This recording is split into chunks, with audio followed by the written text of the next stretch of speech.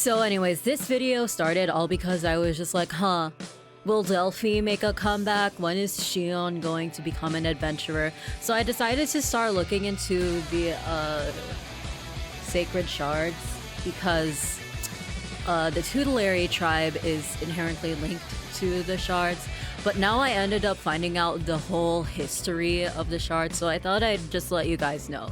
Anyways, so what are the sacred shards? They are shards with holy properties. They have the power to ward off fiends and have been placed around the kingdom in order to protect its people from a grave threat, according to the loading tip screen. Now obviously, this grave threat is Morsiati. The other was a source of spawning fearsome fiends. The sacred sword Alberius used to defeat the other during the Second War of Binding was shattered into countless pieces and scattered throughout the land. Its power, even in pieces, could seal away the other, so by placing a shard at special sealing sites where the power of the other lingered, he could keep the threat of Morsiati at bay. The origins of this sacred sword could possibly be traced back to the original pack stone of Dragalia that Elysia made with Ilia during the First War of Binding, the primal pack stone that is proof of all pacts between humans and dragons, and was guarded by the Alien Church. Although not stated directly, it is likely that the primal pack stone and Alberius' sacred sword are one and the same. As said by Midgard Sormer in the beginning of the story, the primal pack stone was shattered 300 years ago, which was also when Morsiati was defeated and when Alberius scattered the sacred shards throughout the land. Consequently, with the shattering of the pack stone, the sense of Dragalia started to become lost. As a result, the Great Worms await when a new pack stone is formed to restore Dragalia. Only those who wield a dragon pack can touch the sacred shards, which does make sense considering they originate from the primal pack stone. Now let's talk about the sacred shards in relation to the main campaign. At the beginning of his journey, Yuden sets out on orders from his father Aurelius to retrieve a sacred shard from the Mist Holt in order to protect Alberia, in which its current sacred shard's power is fading. According to Chell, later on in the story, this weakening power was indicated by a shadow appearing in the shard.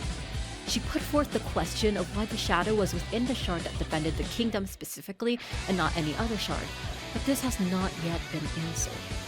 Aurelius himself goes to the Binding Ruins to collect a shard as well, but upon making contact with the shard, he becomes possessed by the lingering miasma of Morsiati sealed within the shard. With over 300 years of accumulated dark mana, the other would revive, break the seal, and possess the Alberian royal bloodline. Now, let's go into this next section, which is the tutelary tribe. In the Fractured Futures event, we can see that Aurelius, when he goes to the Binding Ruins, is accompanied by Delphi. Now let's talk about the tutelary tribe's relation to the Sacred Stone. It's not Sacred Stones, that's the Fire Emblem game. The Sacred Shards! Okay. Since 300 years ago, by a contract with Alberius himself, it has been the job of the tutelary tribe to look after the shards at the sealing sites that seal away the power of Morsiati. As such, it often requires the permission of one of the royal line for certain rituals of the tribe. The tutelary tribe's power and mana are inherently connected to the seals and shards, and it is their duty to look after it. It is passed down through the bloodline of the tutelaries through a ritual, usually a ritual performed on the youngest child so as to extend the life of the older. However, this is not the case of Delphi and Shion, in which Delphi is actually the older brother.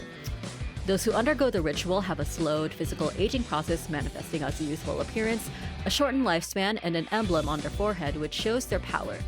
As shown in Delphi's story with the disappearance of the seal and the shard that sealed away the other, the power that he wields would cause negative effects on his body, including coughing, sickness, decreased physical performance, and mana impurity. Using his power causes great strain to his body. There exists a ritual to permanently banish the power of the tutelary from the world, and it involves the death of the one executing the ritual. Delphi tries to execute this ritual, but is stopped by Shion.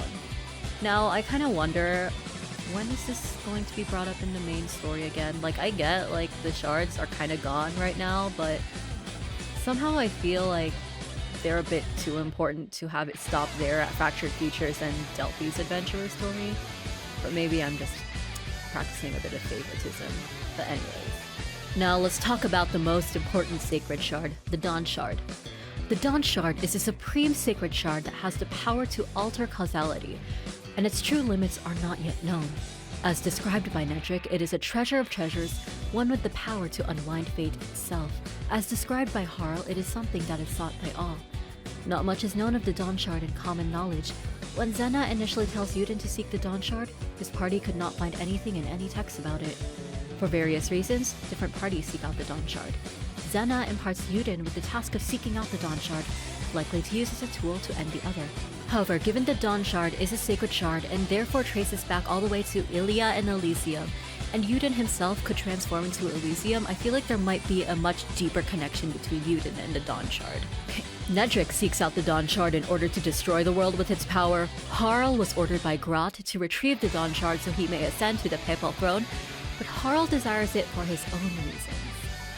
Zena has the ability to cross through worlds without getting lost by the power of the dawnshard of her world. Her manifestation in the current world is merely an apparition, whereas her true body is in her own world holding the dawnshard. The Aurelius of her world sought the dawnshard as a means to open channels to alternate worlds to stop the other's resurrection, and gave it to Zena so she could utilize its immense power as one who wielded massive amounts of holy mana as the Auspex. Now, more truths about the dawnshard will likely be revealed in the second half of Chapter 18, which will be released this month, likely for the half anniversary, 2.5 anniversary. There will be multiple parties convening at the Faerie Kingdom where a lot of truths will likely be revealed. Here we will see Yuden and Co., Nedrick and the Agito, Zethia, Valix, as well as Harl all in the same setting, so it will be very exciting to see what will unfold. I hope I could shed light on the dawnshard, the sacred shards, and the history of where they originate. A lot of lore in Dragalia is spaced out between a lot of chapters and events, so I hope by compiling all this information in a video, it will help you understand the story better. And I hope to make more videos like this, addressing different plot points within Dragalia, as its lore all connects with each other and it's just so exciting. Anyways, see ya.